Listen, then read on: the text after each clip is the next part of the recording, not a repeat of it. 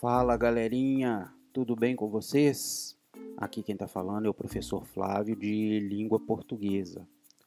Então, continuando o nosso estudo sobre a narração, que como todos nós sabemos é contar uma história, hoje nós vamos falar de dois elementos muito importantes, o tempo e o espaço. O espaço é o lugar, é o local onde se passa a narrativa, onde se passa a história. Os acontecimentos, as ações, podem se desenrolar em um espaço que nós chamamos de espaço físico ou em um espaço que nós chamamos de espaço social ou em um espaço que nós chamamos de espaço psicológico. Então, o espaço é o lugar ou os lugares onde a história se passa, onde a história acontece. Eu digo lugares porque a história não tem necessariamente que acontecer em um lugar apenas.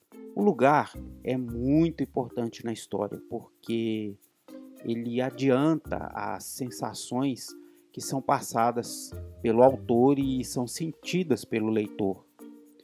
O espaço geralmente é esclarecido logo no início da história, porque a descrição desse ambiente, desse espaço e dos detalhes que fazem parte desse espaço, eles fazem com que o leitor consiga reconstruir esse lugar na sua mente e torna possível o conhecimento e o reconhecimento desse espaço pela marca do lugar que ele está tentando expressar, seja uma cidade, um bairro, uma casa, enfim.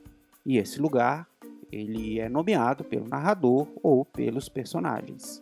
Dessa forma, o leitor poderá localizar a ação e imaginar essa ação com mais facilidade. Então, como eu disse antes, o espaço ele pode ser dividido em espaço físico, espaço social e espaço psicológico. O espaço físico é o espaço real, que serve de cenário para a ação, onde os personagens se movem. Então, um bairro, uma casa, uma rua, uma cidade, um país, Então, é o que nós chamamos de espaço físico, espaço real, onde os personagens eles praticam as suas ações. Existe um outro espaço que a gente chama de espaço social.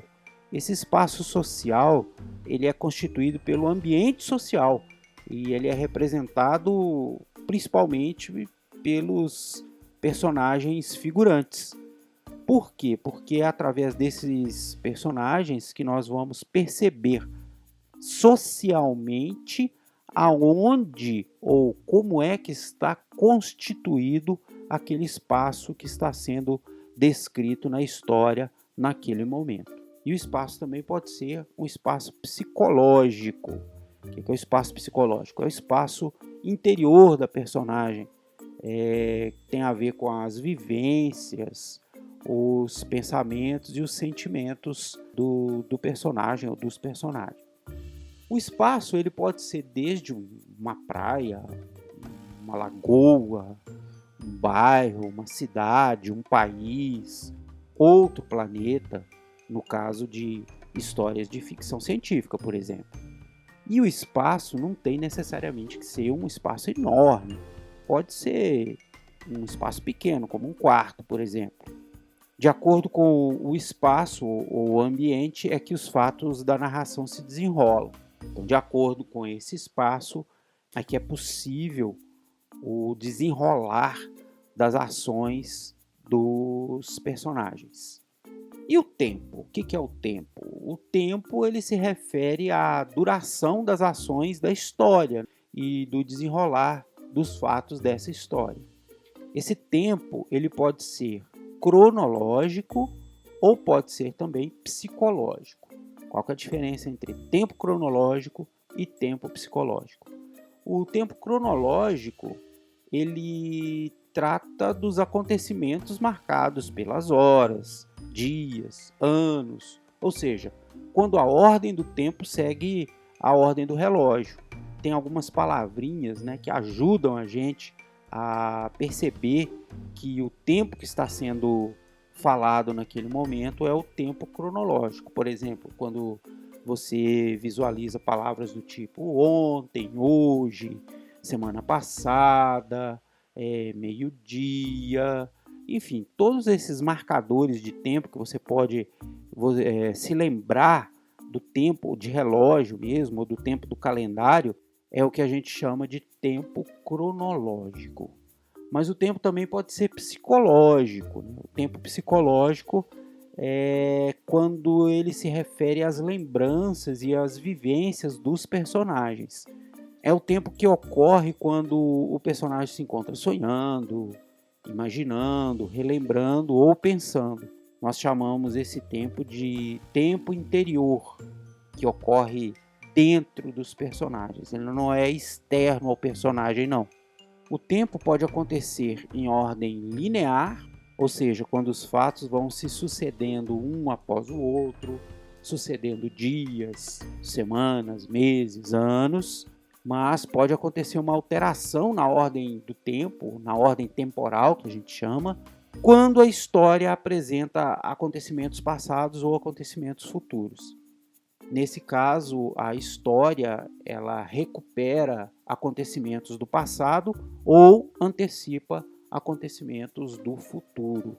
Tanto o tempo quanto o espaço podem estar explícitos ou implícitos. Qual que é a diferença de explícito e implícito? Nós já temos um áudio e também temos um vídeo aqui que explica bem essa diferença. Mas, falando assim brevemente, tempo e espaço são explícitos quando eles aparecem claramente escritos no texto. E eles são implícitos quando eles estão no texto, mas não estão escritos. Nesse caso, o leitor vai precisar lançar mão de pistas textuais para deduzir esse tempo e esse espaço. Então é isso, pessoal. Eu espero que vocês tenham aprendido mais um elemento da narrativa, né? Mais elementos das histórias. Na verdade, hoje foram 2 elementos, o tempo e o espaço. Espero que vocês escutem os áudios anteriores ou vejam os vídeos que nós fizemos sobre a narração, sobre o narrador e sobre os personagens, para que você possa entender melhor a nossa discussão como um todo. Na próxima aula nós vamos falar sobre o enredo, que são os acontecimentos da história. Se você ainda ficou com alguma dúvida, deixe um comentário ou entre em contato através dos canais de comunicação que eu sempre deixo aqui no final. Um grande abraço e até a próxima aula.